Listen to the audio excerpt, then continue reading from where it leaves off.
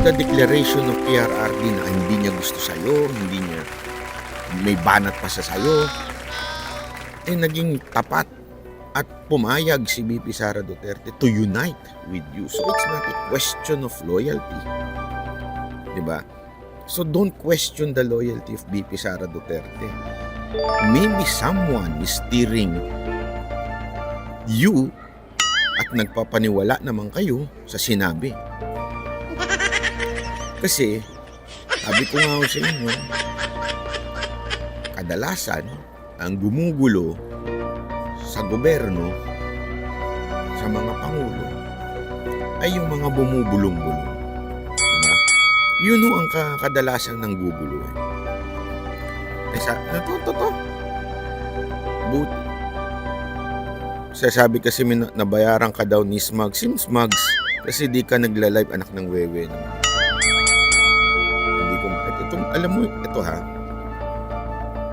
pwede ho ba, paisa lang, putang ina nyong mga tanso kayo. Paisa lang, pwede, isa lang. Putang ina nyong mga tanso kayo. NANI? Kayo'y nagpabudol.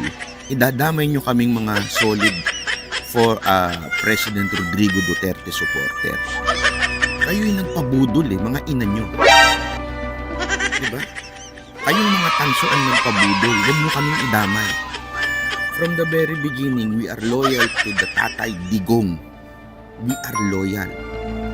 Sinunod nga namin Hindi nyo ba alam na dapat ang tatakbo noon ay si Isko at saka si Bongo? Tapos kami pang sasabihin yung traidor. Kayo mga traidor, mga gunggong. Dahil sa putang ina ninyo, dahil sa inyong mga tanso, kaya naupo yung presidente nyo. So wag nyo kaming idamay sa katarantaduhan nyo. Diba? Dadamay tayo na kesyo na bayaran tayo na bayaran. Ulul! Yun ang masasabi ko sa inyo. Ulul kayo. Talagang mumurahin ko kayo dahil sa inyo, naghirap ang bayan natin. Dahil sa inyo. Hindi naman makakagalaw ang Marcos kung hindi ninyo pinromote, kung hindi nyo kinampanya. Alam mo, naalala ko nga nun Eto kayong mga ulul na nagpabudol. Ako, nagalit tuloy siya, may nagalit taga Japan nagalit tuloy ayan, nagalit. Eto makinig kayo pangalan nito. Katfion Tominaga. Ayan Eto lang makinig kayo ng mabuti. Kaming mga nanindigan katulad nila Jimmy Bondo, kaming mga nanindigan sa tabi ni PRRD nung panahon ng eleksyon. Lahat ng lait inabot namin dahil hindi kami kumampi sa inyo. Nilait nyo kami lahat. Sama ng mga ugali ninyo, halos gusto nyo kami saktan. Yung mga OFW dyan, nang gusto kami saktan nun dahil hindi kami nag-unity. Diba? Naalala nyo nun? Tapos ngayon, iiyak-iyak kayo dyan, mga hindot. Yan ang totoo. Iiyak-iyak kayo, nabudol kami na. Bobo kayo Talagang nabudol kayo. Yun lang masasabi namin. Diba? Naiiyak ako. Nagsisisi na kami ulul. Yan ba gusto nyo? Diba? Tapos kami pang sasabihin nyo na bayaran. Nakay ng wedding. Namamasyal kami. Nagbabakasyon. Gusto mo, bumanat ako. Gusto mo ganito? Kaya nga ito nga, sabi ko nga sa inyo Itong mga nangyayari sa Pilipinas, hindi kasalanan lang to ni Marcos. Hindi lang ito kasalanan ni Romualdez. Kasalanan nyo ito, kayong mga nagpaupo dyan. Kala nyo makakalimutan namin yun, mga hindot kayo.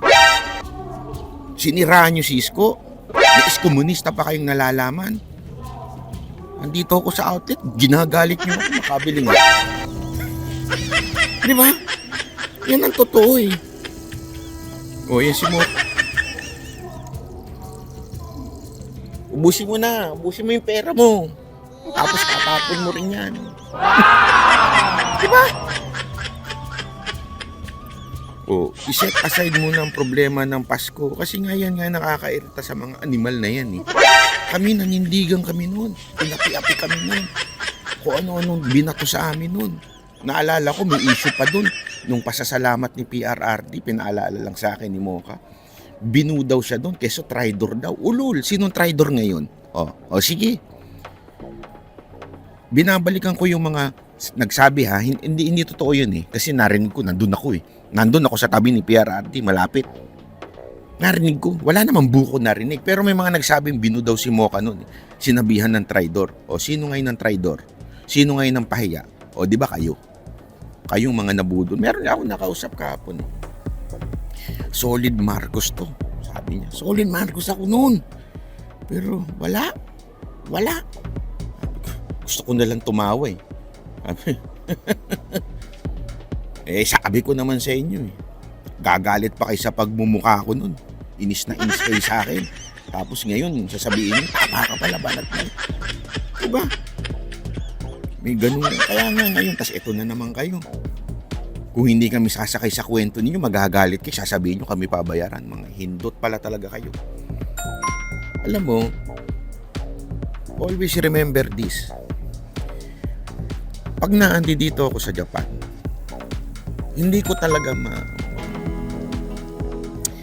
hindi ko maiwasang i-compare ang bayan natin. Kasi siyempre mahal ko bayan natin. Mahal ko bayan natin. Hindi ko talagang iniisip ko kung paano ba kami magiging ganito. Alam mo yung ganong isip? Sigurado kung kayong mga taga-Japan, naiisip nyo rin yan.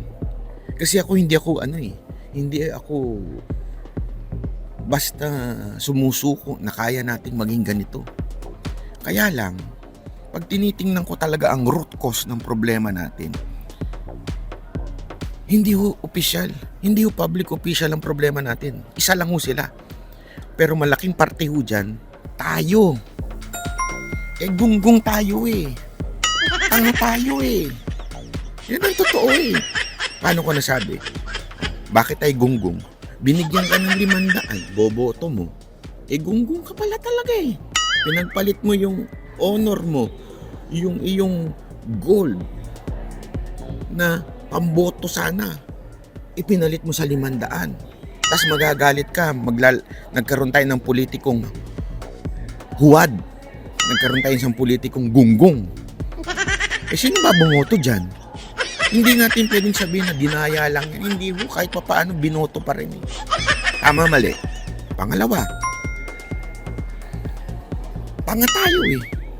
Sinabihan na tayo ni Pangulong Duterte, wag yan.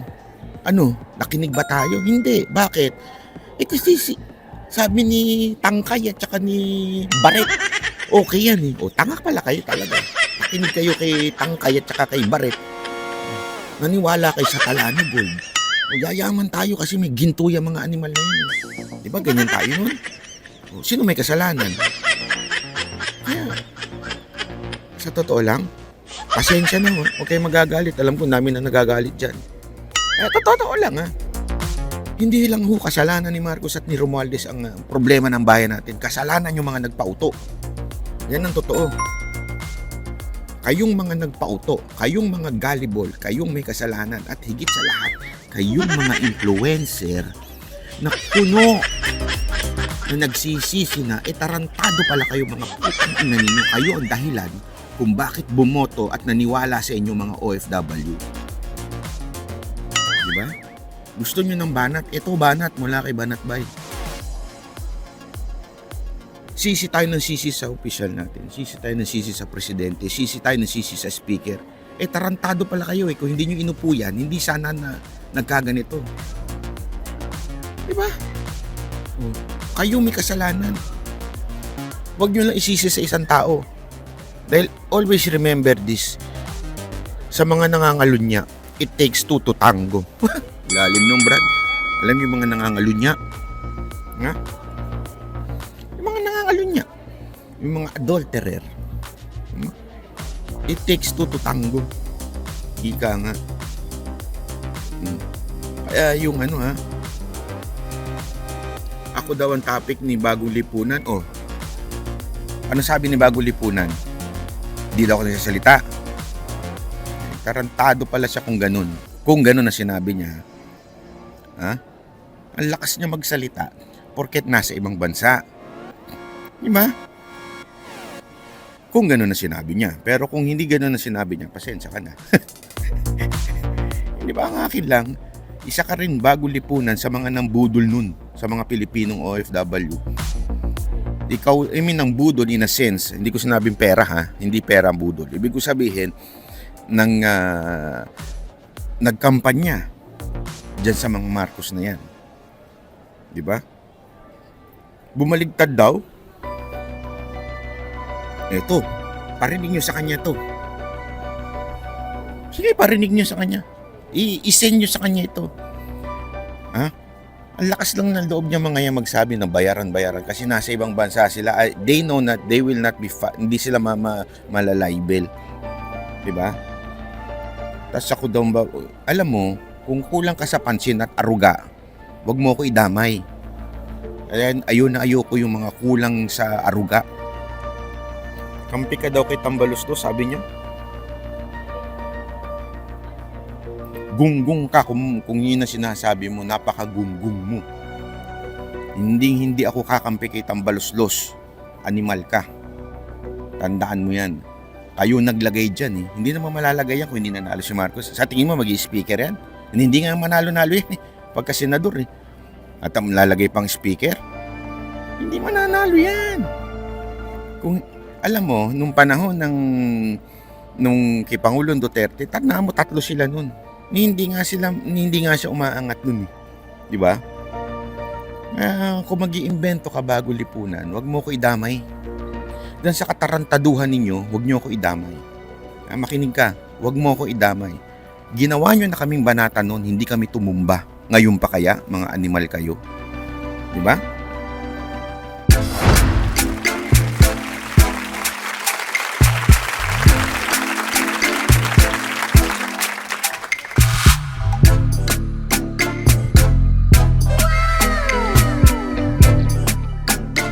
The next performance will start momentarily.